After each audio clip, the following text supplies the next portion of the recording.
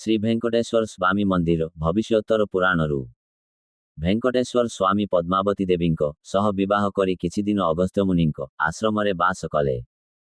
ଦିନେ ତୋଣ୍ଡମାନ ଭେଙ୍କଟେଶ୍ୱର ସ୍ୱାମୀଙ୍କ ପାଖକୁ ଆସି ପ୍ରଣାମ କଲେ। ଭେଙ୍କଟେଶ୍ୱର ସ୍ୱାମୀ ତୋଣ୍ଡମାନଙ୍କୁ ଆଲିଙ୍ଗନ କରି ତାଙ୍କ ଆଗମନର କାରଣ ପଚାରିଲେ। ତୋଣ୍ଡମାନ କହିଲେ, ସ୍ୱାମୀ, ଆପଣଙ୍କ ଦର୍ଶନ ଠାରୁ ମୋ ପାଇଁ କୌଣସି ଜିନିଷ ଅଧିକ ମହତ୍ତ୍ୱପୂର୍ଣ୍ଣ ନୁହେଁ। ହେ ଭେଙ୍କଟେଶ୍ୱର ସ୍ୱାମୀ, ଆପଣ ଯୋଗୀମାନଙ୍କର ଅଧିପତି, ଆପଣ ହିଁ ସୃଷ୍ଟିକର୍ତ୍ତା, ବ୍ରହ୍ମାଙ୍କ ନିରୋଜକ ଏବଂ ଲକ୍ଷ୍ମୀ ଦେବୀଙ୍କ ସହ ବିହାର କରୁଥିବା ଠାକୁର।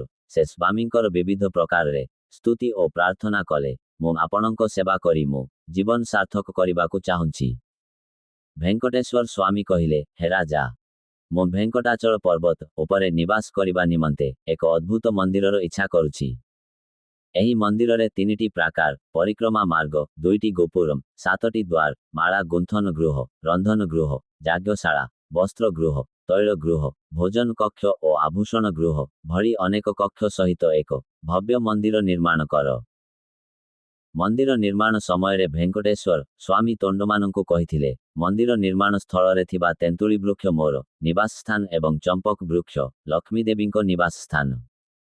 ତେଣୁ ଏହି ବୃକ୍ଷମାନଙ୍କୁ କେବେ ହଟାଇବ ନାହିଁ।